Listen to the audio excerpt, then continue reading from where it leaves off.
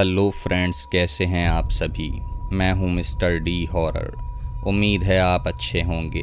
भगवान से प्रार्थना करता हूं आप हमेशा अच्छे रहें, हंसते रहें, मुस्कुराते रहें। दोस्तों, आज की कहानी उत्तर प्रदेश के बागपत के पास एक छोटा सा गांव है, गौरीपुर। गौरीपुर के ही रहने वाले सोनू और महेश, इन दोनों के साथ 25 साल पहले एक ऐसी घटना हुई जो आज मैं आपके सामने रखूँगा।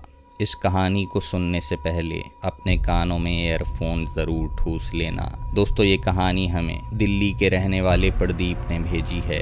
प्रदीप, आपका बहुत बहुत धन्यवाद। दोस्तों, अगर आपके पास भी कोई कहानी है तो नीचे दिए गए व्हाट्सएप नंबर पर हमें ज़रूर भेजें। चलिए कहानी सुनते हैं। बने रहिएगा वीडियो में आखिर तक मेरे साथ।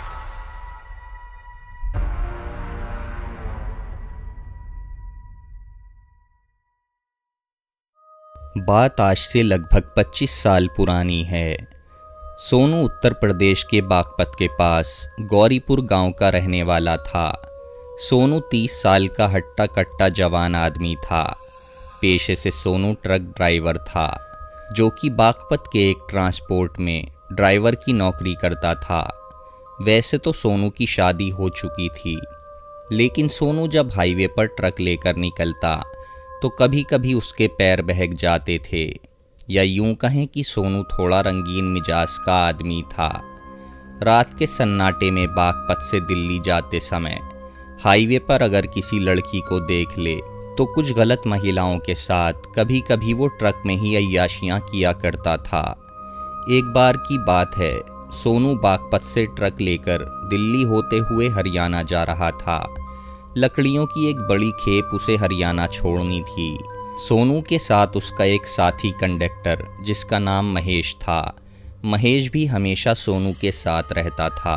दोनों रात के समय काम निपटाकर 2-4 पैग भी मार लिया करते थे। उस रोज़ सफ़र अभी शुरू ही हुआ था कि महेश ने सोनू से कहा, उस्ताद, आज मौसम बहुत रंगीन हो रहा है, क्यों ना एक एक पैग मार लिया जाए। सोनू ने इस पर फौरन अपनी रजामंदी दे दी और वहीं घने जंगल में ट्रक रोक देता है। अब दोनों पैग बनाना शुरू कर देते हैं। सोनू महेश से कहता है, चखना लेकर आओ। वो महेश को कुछ पैसे देकर चखना लाने भेज देता है। महेश पैसे लेकर चला जाता है। सोनू को लगा था कि शायद इस जंगल में कहीं कोई टपरी तो होगी ही। अब सोनू पैग बना ही रहा था कि उसे सामने की तरफ हाईवे पर एक खूबसूरत लड़की, जिसके बाल बिखरे हुए थे, दिखाई देती है। सोनू के साथ अक्सर ऐसा होता था। जब उसे सुनसान हाईवे पर ऐसी महिलाएं दिखाई दिया करती थीं, सोनू समझ जाता है कि माजरा क्या है और ये महिला इतनी रात को इस सुनसान हाईवे पर क्या कर रही है। सोनू उस महिला के पास जाता है और सोचता है, आज तो ऊपर वाला कुछ ज़्यादा ही मेहरबान है।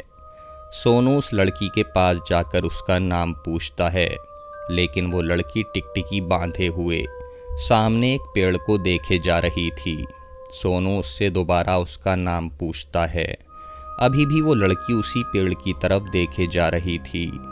सोनू जब तीसरी बार उस लड़की से सवाल करता है तो वो लड़की सामने पेड़ की तरफ अपना हाथ करके वहाँ देखने का इशारा करती है। सोनू इस पर यह कहते हुए पेड़ की तरफ देखता है कि क्या है वहाँ। जैसे ही सोनू उस पेड़ की तरफ देखता है, सोनू की चीख निकल जाती है, क्योंकि जो लड़की अभी सोनू के पास खड़ी थी वो अब उस पेड़ के पास खड़ी दिखाई दे रही थी। सोनू का चेहरा डर के मारे लाल हो जाता है, क्योंकि वो लड़की उसके करीब से गायब होकर सामने उस पेड़ पर जा चुकी थी। लेकिन सोनू के मुंह से आवाज़ नहीं निकल रही थी, ना ही वो चीख पा रहा था और ना ही किसी को मदद के लिए पुकार पा रहा था। अब वही लड़की सोनू को देखकर एक और इशारा करती है। इस बार वो जैसे अपना एक हाथ खेत की तरफ करके जैसे कुछ दिखाना चाहती हो, लेकिन सोनू बहुत ज़्यादा डर चुका था। वो वापस उल्टे पैर ही ट्रक की ओर हल्के कदमों से बढ़ने लगता है। जैसे ही ट्रक के करीब पहुंचकर सोनू ट्रक का दरवाज़ा खोलने चलता है, उसकी सांसें रुक जाती हैं। दिल की धड़कनें बहुत तेज़ तेज़ धड़कने लगती हैं, जैसे अभी उसका हार्ट फेल हो जाएगा। सोनू की जगह अगर कोई कमज़ोर दिल का होता तो शायद वहीं कश खाकर गिर जाता या उसका हार्ट फेल हो जाता। सोनू देखता है कि अब वही लड़की ड्राइवर सीट पर बैठी है और स्टीयरिंग उसके हाथ में है। वो लड़की ट्रक चलाना शुरू कर देती है और ट्रक उसी पेड़ के पास लाकर रोक देती है जहां वो इशारा कर रही थी। इतनी देर में महेश खाली हाथ वापस आ जाता है और सोनू से कहता है, उस्ताद क्या हुआ, यहाँ क्यों खड़े हो? ट्रक में चलकर बैठते हैं और पीना शुरू करते हैं। यहाँ इस घने जंगल में कोई भी टपरी नहीं है, कोई दुकान नहीं मिली और अपना काम भी नहीं हुआ। लेकिन सोनू को जैसे सांप सूंघ गया था। वो महेश की बात ही नहीं सुन रहा था, बस उस ट्रक की ओर ही देखे जा रहा था। महेश देखता है सोनू पसीने से तरबतर है। अब महेश को कुछ तो दाल में काला लगता है। महेश ट्रक के नज़दीक जाकर देखता है, ट्रक में कोई नहीं था। लेकिन जैसे ही पीछे मुड़कर सोनू की तरफ देखता है, सोनू भी पीछे जहां खड़ा था वहां से गायब था। अब महेश सोनू को आवाज़ लगाना शुरू करता है, लेकिन सोनू का कोई जवाब नहीं आता। महेश ट्रक के चारों तरफ चक्कर लगाकर देख ही रहा था कि कहीं सोनू ट्रक के पीछे तो नहीं छुपा, कहीं वो उससे मजाक तो नहीं कर रहा है। तभी उसकी नज़र उसी पेड़ पर पड़ती है। महेश देखकर हैरान रह जाता है कि सोनू के साथ उस पेड़ के पास एक खूबसूरत लड़की भी खड़ी थी। महेश दूर से ही कहता है, अच्छा उस्ताद, तो ये बात है, पहले क्यों नहीं बताया? तुमने दारू के साथ ये इंतज़ाम भी कर रखा है। अब महेश सोनू से लगातार बात करना चाह रहा था, लेकिन सोनू और वो लड़की महेश की आवाज़ सुन ही नहीं रहे थे। वो दोनों लगातार अंदर एक खेत की तरफ देखे जा रहे थे। महेश को कुछ अजीब लगता है। महेश सोनू के पास जाता है और सोनू को झंझोड़ देता है। सोनू अचानक होश में आता है और अपने आप को वहाँ देखकर हैरान हो जाता है। अचानक वो लड़की अब अपने असली रूप में आ जाती है। अब वो लड़की एक चुड़ैल बन चुकी थी। बहुत ही भयानक आवाज़ में वो दोनों से कहती है, तुम दोनों को कब से मैं कुछ दिखाना चाह रही हूँ, लेकिन तुम देख ही नहीं रहे हो। तुम दोनों को अब मुझसे कोई नहीं बचा पाएगा। सोनू और महेश की आवाज़ का लगभग दम घुट चुका था। दोनों चीख भी नहीं पा रहे थे। सोनू का तो पहले से बुरा हाल था। महेश अभी भी कुछ होशो हवास में था। महेश कसकर सोनू का हाथ पकड़ लेता है और उसे याद आता है कि उसकी जेब में हमेशा एक हनुमान चालीसा रहती है। महेश हनुमान चालीसा जेब से निकाल लेता है। अब वो चुड़ैल हनुमान चालीसा को देखकर वापस लड़की के रूप में आ जाती है और सोनू और महेश से कहती है कि मेरी मदद करो और मुझे मुक्ति दिलाओ। मेरी लाश वहाँ उस खेत में दफन है, मेरा अंतिम संस्कार कराओ, मैं तुम्हें कोई नुकसान नहीं पहुँचाऊँगी। लेकिन उस वक्त महेश और सोनू बहुत ज़्यादा डर गए थे। वो ट्रक की तरफ भागने लगते हैं और किसी तरह ट्रक स्टार्ट करके वहाँ से निकल जाते हैं। पूरे रास्ते सोनू महेश को यही सब बताता रहा कि कैसे उसके जाने के बाद उसे हाईवे पर वो लड़की दिखाई दी। फिर उसने एक पेड़ की तरफ इशारा किया और बाद में खुद भी उसी पेड़ के पास खड़ी मिली। अब दोनों भगवान का शुक्र भेज रहे थे कि आज वो बच गए। दोनों का सामना आज एक चुड़ैल से हुआ था। लेकिन तभी महेश को याद आया कि वो लड़की जो चुड़ैल बन गई थी, वो हनुमान चालीसा देखकर खूबसूरत लड़की के रूप में वापस आ गई थी और दोनों से मदद मांग रही थी। वो कह रही थी कि उसे मुक्ति चाहिए और वो ये भी बता रही थी कि उसकी लाश उस खेत में गड़ी हुई है।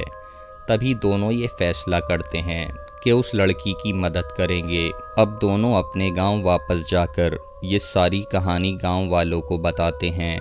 गांव के लोग इस पर कहते हैं, कौन भूत प्रेत के चक्कर में पड़े, हमें किसी को उस चुड़ैल को मुक्ति नहीं दिलानी है। लेकिन तभी गांव के कुछ समझदार बुजुर्ग लोग आगे आते हैं और वो कहते हैं, ज़रूर उस लड़की के साथ कोई हादसा हुआ है और किसी ने उस लड़की को मारकर उस खेत में गाड़ दिया है, तभी उसकी आत्मा भटक रही है। अगर हमने उसकी मदद नहीं की और उसे मुक्ति नहीं मिली तो वो सोनू और महेश की तरह फिर किसी बेगुनाह को अपना निशाना बना लेगी। इसलिए हमें उसकी मुक्ति के लिए उसका अंतिम संस्कार कराना ही होगा।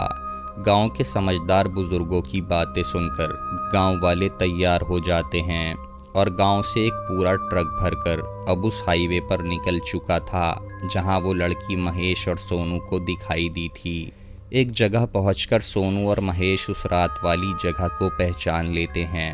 गांव के लोग खेत में घुसकर देखते हैं। एक जगह उस लड़की के वही कपड़े पड़े हुए थे जो उस रात उसने पहने थे। महेश उन कपड़ों को पहचान लेता है। महेश कहता है ये वही कपड़े हैं। अब गांव वाले वहीं खुदाई करके देखते हैं जहां उस लड़की के कपड़े मिले थे, तो वहां से लड़की का शरीर निकलता है। गांव वाले उस शरीर को गांव लाकर उसका अंतिम संस्कार कर देते हैं।